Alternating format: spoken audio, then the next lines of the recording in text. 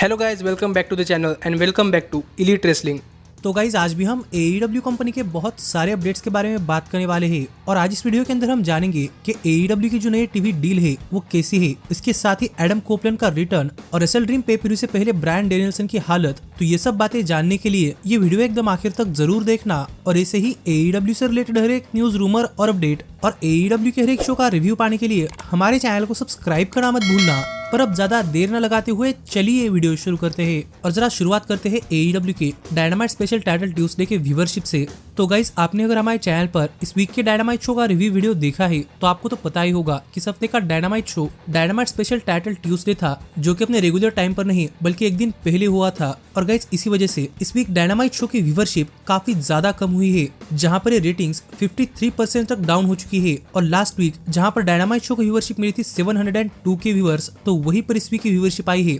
330 के व्यूअर्स। जो देखा जाए तो डायनामाइट शो के व्यूवरशिप के अंदर एक काफी तगड़ा ड्रॉप है और प्रोबेबली ये डायनामाइट शो की आज तक की सबसे लोएस्ट व्यूवरशिप है। और 18 to 49 एज डेमोग्राफिक में भी डायनामाइट शो की व्यूवरशिप सिर्फ 0.12 आई है। जो देखा जाए तो डायनामाइट शो की व्यूवरशिप के अंदर काफी बुरा नंबर है। पर गाइस, मुझे इस चीज से कुछ फर्क नहीं पड़ता क्योंकि डायनामाइट शो अपने रेगुलर टाइम पर नहीं बल्कि अपने रेगुलर टाइम से हटके हो रहा था और प्रोबेबली इसी वजह से डायनामाइट शो की व्यूवरशिप कम भी हुई है। इसलिए मेरी तो इस व्यूवरशिप से उतनी ज्यादा कंप्लेन नहीं है, लेकिन मुझे देखना है कि नेक्स्ट वीक जब शो फिर एक बार अपने रेगुलर टाइम पर लौटता है तब शो की व्यूवरशिप कैसे आती है। लेकिन आप मुझे कमेंट कर बताइए कि नंबर्स पर आपका क्या कहना है। पर फिलहाल के लिए हम आगे बढ़ते हैं और जरा बात करते हैं हमारे अगले अपडेट की और जानते हैं कि डायनामाइट शो ऑफ एयर जाने के बाद क्या हुआ। तो अगर आपने हमारे चैनल पर डायनामाइट शो का रिव्यू वीडियो देखा है तो आपको तो पता ही होगा कि हमें शो के मेन इवेंट के अंदर ब्रायन डेनियल्सन अपने ब्लैकपूल कॉम्बैट क्लब के फॉर्मर फ्रेंड्स को फेस करते हुए दिखाई दिए थे। जिस मैच के बाद ये शो तो ऑफ एयर गया था, पर शो ऑफ एयर जाने के बाद यहाँ पर माइक लेकर ब्रायन ने यहाँ पर क्राउड को एड्रेस किया और कहा कि क्राउड को जब ब्रायन जॉन मॉक्सली को उनके लाइफ की सबसे तगड़ी बीटिंग देंगे तो उन्हें मिस नहीं करना चाहिए और इसके लिए उन्हें रेसल ड्रीम पे पर व्यू पर आना चाहिए। ये कहकर एक तरीके से यहाँ पर ब्रायन ने रेसल ड्रीम पे पर व्यू का प्रमोशन किया, जहाँ पर टोनी खान भी ब्रायन के साथ थे और वो भी काफी एंजॉय कर रहे थे। और यही कुछ चीजें इस हफ्ते का डायनामाइट शो ऑफ एयर जाने के बाद हुई है, जो कोई बहुत ही बड़ी चीजें तो नहीं थी, लेकिन मुझे लगा कि आपको ये चीज मेंशन करनी चाहिए कि डायनामाइट शो ऑफ एयर जाने के बाद क्या हुआ। पर फिलहाल के लिए हम आगे बढ़ते हैं और जरा बात करते हैं उस चीज की जो कि हमें डायनामाइट शो पर देखने को मिली थी, लेकिन मैंने आपसे कहा था कि मैं आपको आने वाले वीडियोस के अंदर बताऊंगा। और गाइज, ये है डॉक्टर ब्रिट बेकर का डायनामाइट शो पर का मैच, क्योंकि आपको पता था कि इस वीक डायनामाइट शो पर ओरिजिनली डॉक्टर ब्रिट बेकर और वीरू नाइटिंगेल के बीच में 1-on-1 मैच होने वाला था और जो कोई वो मैच जीतता उसे आगे विमेंस वर्ल्ड चैंपियनशिप के लिए टाइटल शॉट मिलने वाला था। पर वो मैच डायनामाइट शो पर हुआ ही नहीं और इसके अलावा हमें एक फैटल 4-वे मैच देखने को मिला जो कि वीरू नाइटिंगेल ने तो जीत ही लिया था। पर डॉक्टर ब्रिट बेकर इस वीक डायनामाइट शो पर नहीं आई थी और यहाँ पर काफी सारे लोग पूछ रहे थे कि उनके साथ क्या प्रॉब्लम चल रही है। पर डायनामाइट शो शुरू होने से कुछ मिनट पहले ही टोनी खान ने अपने सोशल मीडिया हैंडल्स पर एक वीडियो शेयर किया और कहा कि डॉक्टर ब्रिट बेकर एक रैपिड इलनेस की वजह से डायनामाइट शो पर नहीं आ पाएंगी और इसीलिए टोनी खान ने ये मैच एक 1-on-1 मैच की जगह एक फैटल 4-वे मैच कन्वर्ट कर दिया, जो चीज मुझे लगता है कि अच्छे के लिए हुई क्योंकि ये फैटल 4-वे मैच भी एक अच्छा खासा मैच चला है। लेकिन डायनामाइट शो ऑफ एयर जाने के बाद यहाँ पर ब्रिट बेकर की तरफ से भी हमें उनकी हेल्थ अपडेट देखने को मिली है, जहाँ पर बात करते हुए ब्रिट बेकर ने बताया कि ब्रिट बेकर 2 दिन पहले पता नहीं कैसे लेकिन रैपिड इलनेस के अंदर आई थी और उनकी तबीयत थोड़ी सी ठीक नहीं थी, इसलिए वो डायनामाइट शो पर कम्पीट नहीं कर पाए और उन्हें कोई फिजिकली इंजरी नहीं हुई, इसलिए वो काफी जल्दी रिकवर कर AEW के अंदर वापस आने वाली है। जो बातें यहाँ पर डॉक्टर ब्रिट बेकर ने कही है और यहाँ पर इस वीडियो के अंदर डॉक्टर ब्रिट बेकर की आवाज भी काफी बैठी हुई दिखाई दे रही थी, तो मुझे लगता है कि उन्हें कोई सर्दी जुकाम हुआ है और यहाँ पर वो काफी जल्दी वापस आ सकती है। तो मैं होप करूंगा कि वो काफी जल्दी वापस आए। पर यह बात सही है कि उन्हें कोई मेजर प्रॉब्लम नहीं है। लेकिन डायनामाइट शो के बाद हमें यहाँ पर टैज की भी एक हेल्थ अपडेट देखने को मिली है, क्योंकि आप देख रहे होंगे कि डायनामाइट शो पर यहाँ पर हुक कह रहे हैं कि किसी ने टैज पर अटैक कर दिया है,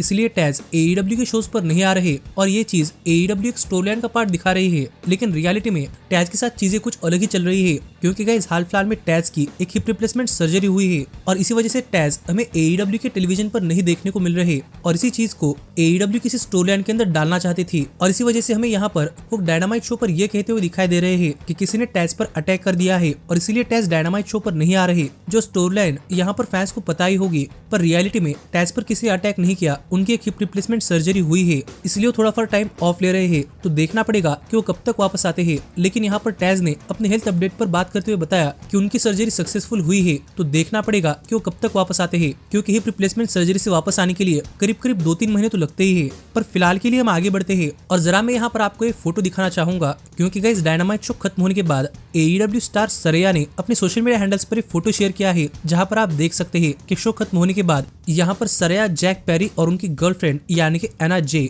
हमें टोनी खान के प्राइवेट जेट से अपने नेक्स्ट डेस्टिनेशन के लिए जाते हुए दिखाई दी है। और गाइस टोनी खान अपना प्राइवेट जेट ऐसे ही AEW स्टार्स को कई बार राइड करने के लिए देते हैं, जो एक काफी फिनोमिनल चीज है। और मुझे लगा कि ये चीज आपके साथ शेयर करनी चाहिए कि टोनी खान एक बॉस के साथ साथ काफी अच्छे दोस्त भी है। और इसके पीछे ज्यादा कोई स्टोरी तो नहीं है, लेकिन आप मुझे कमेंट कर बताइए कि टोनी खान के अपने रेसलर्स को इस तरीके से ट्रीट करने पर आपका क्या कहना है। पर फिलहाल के लिए हम आगे बढ़ते हैं और जरा बात करते हैं रेसल ड्रीम पेपर-व्यू की, क्योंकि गाइस आपको तो पता ही होगा कि रेसल ड्रीम पेपर-व्यू इंडिया के टाइम के हिसाब से संडे को होने वाला है। और इस पेपर-व्यू के लिए मैंने एक प्रीव्यू वीडियो भी तैयार की है, जो कि अगर आपने अब तक नहीं देखी तो आप ऊपर आए कार्ड के ऊपर क्लिक कर चेकआउट कर सकते हैं, जहां पर हमने उस पेपर-व्यू के अंदर होने वाले सभी पॉसिबल चीजों के बारे में बात की है। पर रेसल ड्रीम पेपर-व्यू से रिलेटेड फिलहाल में एक काफी अच्छी अपडेट सामने आ रही है कि गाइस रेसल ड्रीम पेपर-व्यू ने इस साल करीब 8,000 और उससे ज्यादा टिकट सोल्ड आउट कर दिए हैं। और ये नंबर रेसल ड्रीम पेपर-व्यू के फर्स्ट ईयर से भी ज्यादा है, यानी कि फर्स्ट ईयर के लिए रेसल ड्रीम पेपर-व्यू ने लगभग 7,500 टिकट सोल्ड आउट किए थे, लेकिन फिलहाल में ये टिकट सेल करीब 8,000 या फिर उससे भी ऊपर जा रहे हैं। और ये AEW के लिए अच्छी बात है,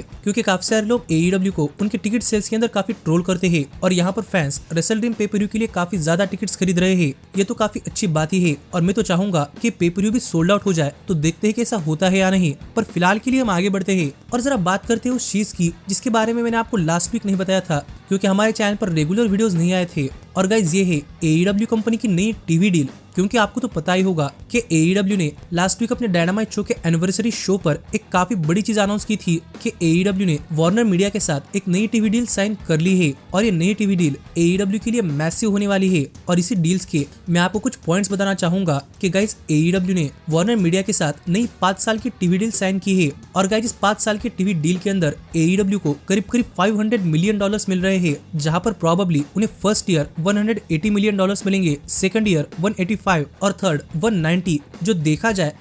जाए तो उनके फर्स्ट डील से लगभग दुगने हैं, क्योंकि फर्स्ट डील के अंदर AEW को ईयरली सिर्फ $70 मिलियन मिलते थे, लेकिन अब ये नंबर दुगने से भी ज्यादा हो चुका है, जिससे आप समझ सकते हैं कि AEW को एक काफी तगड़ी टीवी डील मिली है। और इस डील से ये तो कंफर्म है कि AEW अगले 5 साल के लिए कहीं नहीं जाने वाली। जिस पर आपका क्या कहना है आप मुझे कमेंट कर बताइए, लेकिन मैं इस चीज से काफी खुश हूँ और डेफिनेटली टोनी खान भी खुश होंगे, क्योंकि वो तो मालामाल हो ही चुके हैं। पर फिलहाल के लिए हम आगे बढ़ते हैं और जरा बात करते हैं ब्रायन डेनियल्सन की, क्योंकि आपको तो पता ही होगा कि इस साल रेसल ड्रीम पेपर-व्यू पर ब्रायन डेनियल्सन अपनी वर्ल्ड चैंपियनशिप जॉन मॉक्सली के खिलाफ डिफेंड करते हुए दिखाई देने वाले हैं, जहां पर हम अब तक ब्रायन को काफी तगड़ी तरीके से रेसल करते हुए देख रहे हैं और वो जॉन मॉक्सली को टेक डाउन करने के लिए डिटरमाइंड दिखाई दे रहे हैं। पर गाइस यहीं पर रेसल ड्रीम पेपर-व्यू से पहले अपनी हेल्थ अपडेट के बारे में बात करते हुए ब्रायन ने अपनी हेल्थ को लेकर काफी सारी चीजें रिवील की है। और यहीं पर बात करते हुए ब्रायन ने कहा कि जब ब्रायन ने विल ऑस्प्रे के खिलाफ मैच रेसल किया था और अपने एक नेक पर लैंडिंग ली थी, तो उस मैच के बाद से अब तक ब्रायन डेनियल्सन 100% फिट महसूस नहीं कर रहे,